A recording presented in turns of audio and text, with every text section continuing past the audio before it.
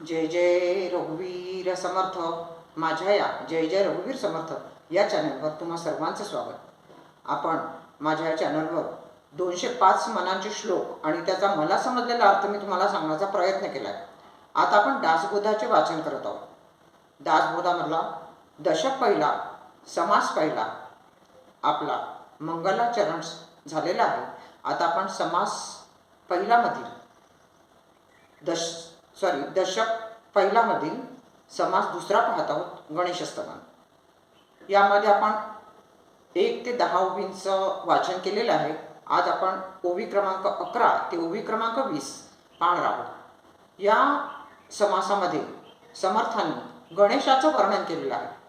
गणेशाला बुद्धीची देवता असं म्हटलं जाते. कोणतीही पूजा प्रारंभ करण्याच्या पूर्वी गणेशाचं स्तवन केलं जाते. गणेशाला अग्रस्थान दिले जाते. आता या गणेशाचं स्तवन समर्थांनी या दशक पहिलामध्ये समास दुसऱ्यामध्ये केलेला आहे. आपण त्यामधील ओवी क्रमांक 11 ते ओवी क्रमांक 20 पाहणार आहोत. त्याचं वाचन मी करत आहे आणि दासबोधामध्ये सांगितलेलाच अर्थ मी तुम्हाला वाचून दाखवत आहे. कोणत्याही कारणाने आपला या अशा धार्मिक जे ग्रंथ आहेत आपण त्याचं वाचन वेळेअभावास्तव करू शकत नाही, किंवा काही कारणामुळे आपण या धार्मिक ग्रंथांकडे आपण त्याला वेळ देऊ शकत नाही. त्याकरता माझा हा छोटासा प्रयत्न आहे. खूप कमी ओव्या आपण पाहत आहोत आणि त्याचं वाचन मी करण्याचा प्रयत्न करत आहे. तुम्हाला जर माझं चॅनल आवडत असेल तर त्याला लाईक, शेअर आणि सबस्क्राईब करायला विसरू नका. धन्यवाद. आपण पाहू ओवी क्रमांक 11 ते ओवी क्रमांक 20. नाना सुगंध परिमळे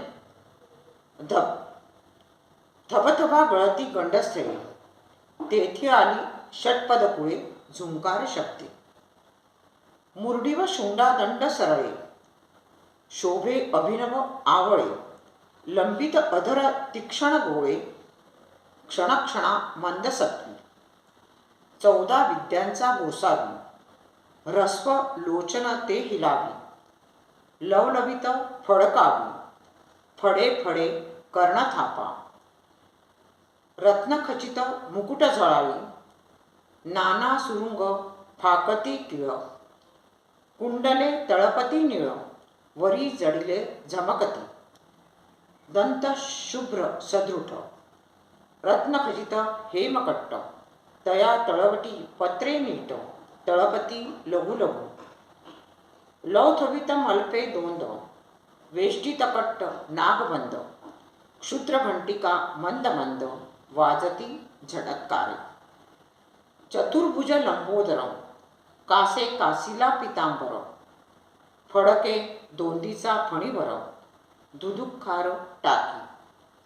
डोलवी मस्तक जिव्हा लाळी, घालून बैसला वेटाळी, उभा रोनी नाभी कमळी, टकमका पाही.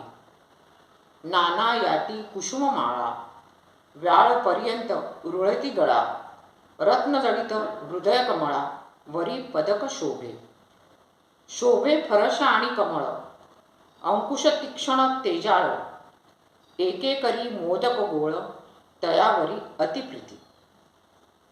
अशा या ओव्या आहेत. आपण एकेका ओवीचा अर्थ समजून घेऊ.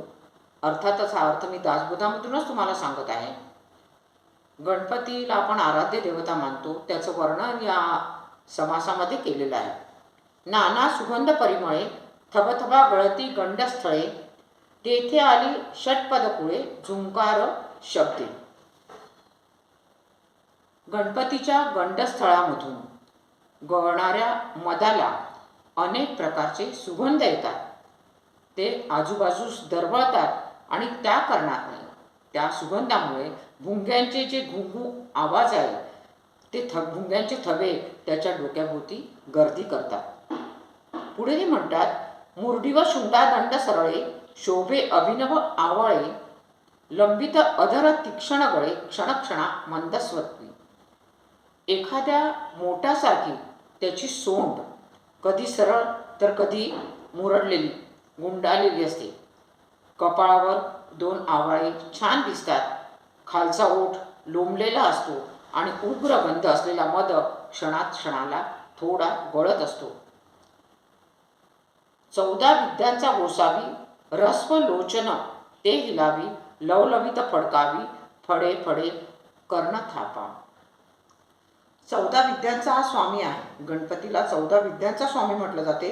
त्याचे डोळे अतिशय लहान असून तो त्याची सारखी उघडझाप करत असतो. चांगले लांब रुंद पण लवचिक असलेले आपले कान तो पंख्यासारखे हलवतो आणि त्याचा फडफड असा आवाज येतो. रत्नखचित मुकुट झळाळं नाना सुरुंग फाकती किळ कुंडले तळपती निळ वरी जडिले झमकती. त्याच्या मुकुटात सुंदर रंगाची रत्ने आहेत. ती तेजाने झळकतात आहे आणि त्या तेजाचे सुंदर रंग आजूबाजूला प्रकाशतात आहे. गणपतीच्या कानातील जी कुंडले आहेत ती चमकतात आहे आणि त्यात बसवलेले नीलमणी जे आहेत ते विशेष प्रकाश देत आहेत. दंत शुभ्र सदृट रत्नखचित हेमकट्ट तया तळवटी पत्रे नित तळपती लघु लघु. त्याचे दात घट्ट आणि पांढरे शुभ्र आहे. त्याला रत्नखचित सोन्याचे कडे आहे. कड्याच्या खाली लहान लहान सोन्याची पाने चमकताना दिसत आहेत. लवथवित मलपे दोंद वेष्टित कट्ट नागबंद क्षुद्र घंटिका मंद मंद वाजती झणकारी. त्याचे विशाल पोट जे आहे ते पोट हलत असते थलथलते. जिवंत नाग त्याच्या कमरेला वेढलेला आहे आणि कमरेच्या साखळीची जी लहान लहान घुंगरे आहेत ती मंद आवाजात झुंकारत आहेत आवाज करत आहेत. चतुर्भुज लंबोदर कासे कासिला पितांबर फडके दोंदीचा फणीवर दुधुक खार टाकी. त्याला 4 हात आहेत. त्याचे पोट चांगले सुटलेले असून कमरेला पितांबर घट्ट बांधलेला आहे आणि पोटावरचा मोठा नाग फणा उभारून फुटकार टाकतो आहे. ढोलती मस्तक जिव्हा लाळी घालून बैसला वेटळी रत्नजडित हृदय कमळा वरी पदक शोभे. तो नाग फणा काढून डोलतो आणि जिभल्या चाटतो. कमरेला वेढा घालून बसलेला तो नाग बिंबीपाशी फणा उभारून टकमका पाहतो. नाना याती कुसुममाळा व्याळपर्यंत रुळती गळा रत्नजडित हृदय कमळा वरी पदक शोभे. गणपतीच्या गळ्यात नाना तऱ्हेच्या फुलांच्या माळा आहेत आणि त्या कमरेचा जो साप आहे त्या सापापर्यंत त्या लोळत आहेत आणि हृदयावर रत्नजडित पदक जे आहे ते मोठं शोभून दिसत आहे. शोभे फरश आणि कमळ अंकुश तीक्ष्ण तेजाळ एकेकरी मोदक गोळ तयावरी अतिप्रीती. 4 हातापैकी एका हातामध्ये परशु आहे, दुसऱ्या हातात कमळ आहे, तिसऱ्या हातात टोकदार तेजस्वी अंकुश आहे आणि चौथ्या हातात गोल मोदक घेतलेला आहे. मोदक हा गणपतीला अतिशय प्रिय आहे. अशा या ओवी क्रमांक 11 ते ओवी क्रमांक 20 आपण पाहिलेला आहे. गणपतीच्या वर्णन गणपतीने काय त्याच्या पोटावरती नाग आहे फणा काढून बसलेला, तसंच त्याच्या गंडस्थामधून जो मध वाहतो आहे त्याचा सुगंध सगळीकडे पसरत आहे.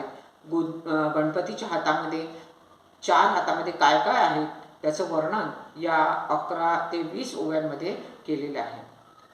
गणपतीच्या प्रत्येक आपण जे म्हणतो डोळे पोट याच्यामधून काहीतरी घेण्यासारखं आहे. कान डोळे जरी बारीक असले तरी पाहताना आपली नजर तीक्ष्ण असावी आणि चांगले तेच पाहावे हे गणपतीचे आपल्याला डोळे पाहिल्यावर आपल्याला लक्षात येते. तसंच गणपतीचे जे कान आहेत ते कान मोठे आहेत परंतु मोठ्या कानांनी जे चांगलं तेच ऐकावं हे त्या कानांकडे पाहून शिकावं.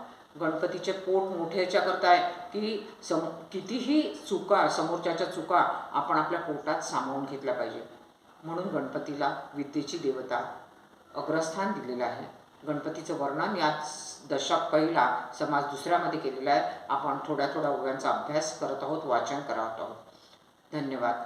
शुका सारिखे पूर्ण वैराग्य जाचे वसिष्ठा परिज्ञान योगेश्वराचे कवी वाल्मिका सारिखा मान्य ऐसा नमस्कार त्या सद्गुरु रामदासा.